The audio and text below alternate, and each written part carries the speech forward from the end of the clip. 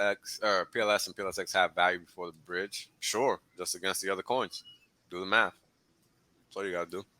Ratio trading. You can't get it out in dollar terms, but you can make up a number. Doesn't matter. You think people are going to be irrational with that? You think the Hell trading's going to be yeah. crazy? Hell yeah. What? People are waiting to wreck themselves, man. 7-1 PLS for hex. You think it's possible for like for 10 minutes? I gave you a big number. I know. Nah, I know. I'm thinking. Like I'm trying to rationalize that because it's always consistently 3-1 on the testnet, but testnet isn't real. It's not anything you can really bank on. So I'm just thinking, like what's the logic even for it to be valueless now? Because like when I do the math in my my simulated prices, PLSX isn't that much off from PLS. It's probably maybe 10-20%. It's not a 3-1 or anything like that.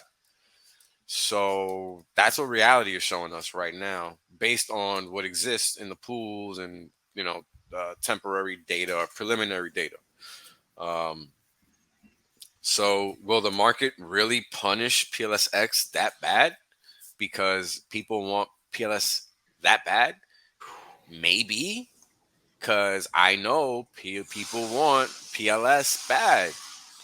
PLSX seems like the third man out in that way, right? Yeah. Weirdly enough, it says nothing about its intrinsic value, if you will, but No, it doesn't, and that's the funny thing because I'll be picking up if it does do that. I don't mind swapping some PLS for PLSX. I like to go opposite of everybody else. Just on the point of, let's say the value for PLS is just insane because the FOMO, nobody got in on sacrifice, blah blah blah, compared to PLSX. You think pHEX is going to just be beat to shit and like that, and if you have PLS, you're going to get an insane deal on some pHEX. Well, if you're smart, you will, right? Because people always make irrational moves, and I do know that people are going to have hex to, swap for PLS on that side, and it'll be maybe a mistake, maybe not. I don't know, but I like cheap hex, so maybe we'll get lucky. But RH said he's going to do his best to not see that, so it'll be interesting because what's happening after the market goes live, right before there's a bridge. Well, they gotta put the price on, right? So that means they gotta turn on the bots and turn on the market and all that. So all the liquidity providers have to basically pull their liquidity before they go live, because when they flip the switch over there, they're gonna buy up all that hex that they don't want bought, or whatever coin that they don't want bought. So that's gonna introduce some uncertainty, if you will, exactly, into liquidity providers pulling liquidity for all the coins, for hex, for well, I'm concerned with hex, but yeah, any coin you want to think of that people value, right, is going to fall in that bucket. So that, like, the launch of PulseChain could launch the next bull market. Like, people just don't get what's going on here.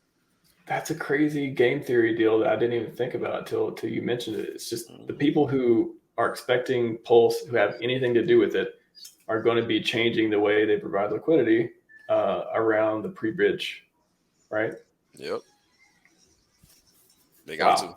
If they don't want to lose the coins that might get bought up or sold to them, or they don't want coins that might get sold to them, whatever the case is, right? They're going to have to pull that liquidity because it's all automated, man. They're not going to be able to do anything. They're just going to be exposed. Their wallet is going to be exposed.